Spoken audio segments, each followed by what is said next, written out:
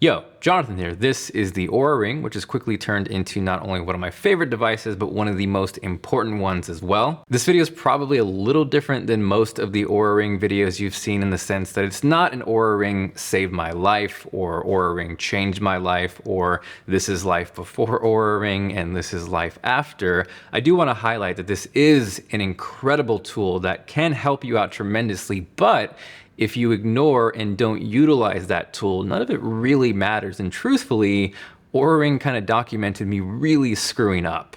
Oura did send this out about 6 months ago, so I want to thank them for supporting the channel, for sponsoring this video, and for being patient because this video definitely took longer to get out than I wanted to.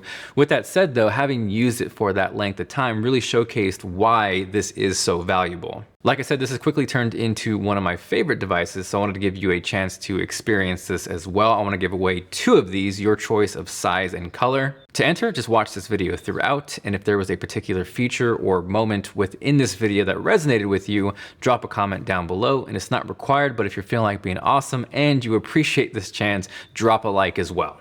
So this is a sleep tracker first and foremost, and I think it does that better than anything else in its class, especially within the consumer tech world. Beyond that though, it also incorporates things like activity training, your heart rate both at night and throughout the day. So you end up with this really well-rounded experience that goes far beyond just sleep.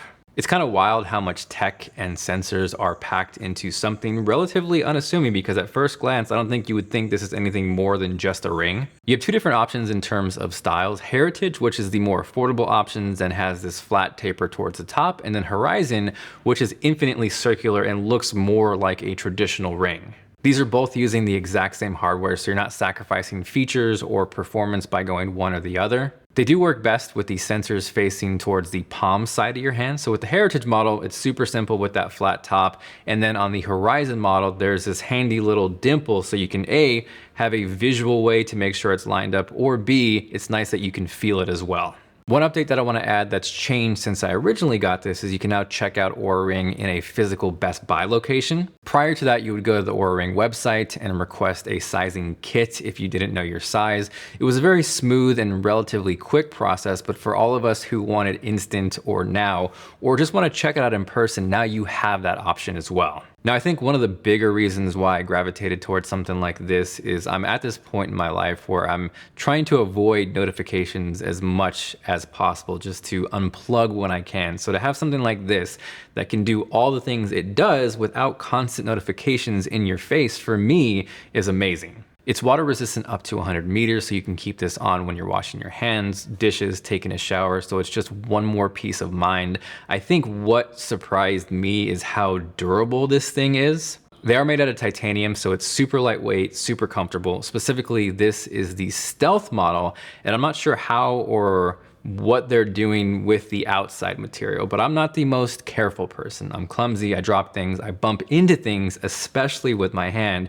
So initially I was really worried how this would hold up. Honestly, there were a couple moments where I dragged it or scraped it across something and there was an audible scratch, which kind of made me gasp louder than people did hearing the initial Vision Pro price tag. So again, I'm not sure what they're doing with this material or if it's specific to the Stealth, but it has some sort of Wolverine self-healing type powers where that initial scuff, as big as it may have seemed initially, actually dissipates and goes away. So the fact that my personal ring looks like this after about 6 months is super surprising. The other really impressive thing with it is battery life. I'm charging it maybe once or twice a week, so not having to worry about that every single day is amazing. So the way things work is you have 3 different scores: your sleep, your readiness, and your activity, and they all kind of interact with each other. The sleep portion specifically has taught me so much and brought to light things that I normally never would have thought about. Not only is it tracking the quality of your sleep, but things like how long it took you to fall asleep. So I think we all know taking too long to fall asleep is not a good thing, but at the same time, falling asleep too quickly can also not be a good thing in the sense of you're too tired and there's probably something you need to correct. It'll then break down throughout the night how often you're awake, your deep sleep, your REM sleep, your light sleep, and something that I didn't realize was as important as it is, your heart rate. The quicker your heart rate lowers as you sleep, the better your body has a chance of really resting and recovering. So things that I would maybe not pay attention to, like eating too late, that slows down that process. And it really kind of showcases how all those little things really matter. I use, one of the sleep rings, the Oura Ring, so I'm pretty religious about that. When I get up in the morning, it's always like, okay, I did eat too late, so my readiness score is not good, or I, drank a little bit, so my scores aren't perfect or things. It actually helps me, discipline, saying, okay, I do pay the consequence if I stay up too late. Now, as far as where I screwed up, because I think that ties directly into sleep, I think for myself, I usually don't have a problem falling asleep. I think when I get into something really creative or I'm just fixated on a project, what ends up happening is I have a problem staying awake. So a lot of the times I'll wake up well beyond my alarm clock, and at first it'll start 30 minutes early, then that will gradually progress into an hour, sometimes 2 hours. And when I'm really into it, that could be sometimes like 3 hours ahead of my alarm.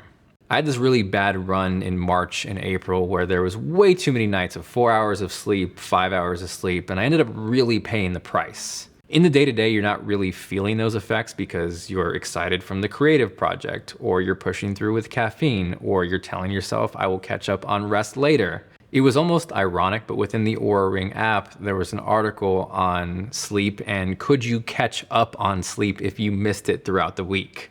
So through these really intense runs, I was kind of just telling myself that, okay, I'm missing sleep here, but it's okay, I'll catch up with it on the weekend. And really, that is not how it works whatsoever. Honestly, looking back at some of those days in March and April is a little bit painful. 4 hours, 4 hours, 5 hours.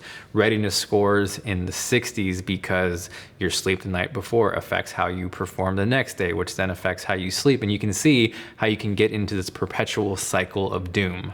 If there was a section on Oura Ring's website of all the things you should be doing, I was probably doing the opposite. What's kind of fascinating now in hindsight is putting together those puzzle pieces or receipts of those things I wasn't doing correctly. Waking up too early, countering that with caffeine, not eating consistently or enough throughout the day. You just keep going and going, countering it with more caffeine. By the end of the day, you are just completely drained, but you need to eat something, so you eat too late. You then fall asleep too quickly because you're so tired. That then affects your heart rate. That then affects how your body recovers. That then leads you to a crappier day the next day, and it just never ends. It eventually got to this point where even when I was catching up on sleep and I would get 8 hours or 9 hours or 10 hours for a couple nights in a row, it didn't really seem to matter. I was still drained and super tired. That then led to things like not being able to concentrate or feeling like you can't think, which then sends you into this spiral of anxiety of not feeling well, which then fuels not sleeping well. And again, going back to this endless loop of just not doing good for your body or mind. I would say for the last 3 weeks, I've really made a consistent effort to get 7-8 hours of sleep every single night. I still don't feel 100% from where I'm normally at, so it does show you that one, you got to be consistent with that. It's not going to just fix over a day or two. And really, again, how important sleep and quality sleep actually is. One of the most intriguing things to me is looking back during that bad run and specifically looking at my resting heart rate during sleep. I'm sure it was a combination of things from too much caffeine, eating late, the length of time that I was sleeping, but it was consistently in the mid 60s, sometimes creeping towards 70, which is not great at all. For contrast, if you look over the past couple weeks, my resting heart rate while sleeping has dipped as low as 55, and it's consistently under 60. And if it is in the 60s, it's maybe 61 or 62. So that's a pretty substantial difference. So breaking down the readiness score a little bit more, that depends on a handful of different things. Your resting heart rate, your HRV balance, body temperature, recovery index, sleep, sleep balance, sleep regularity, your previous day activity, and your activity balance. What's nice with that is if you didn't get enough rest or potentially you're sick, which it may recognize with things like your body temperature, it'll let you know that, hey, you're not in the best shape today, so maybe take it easy.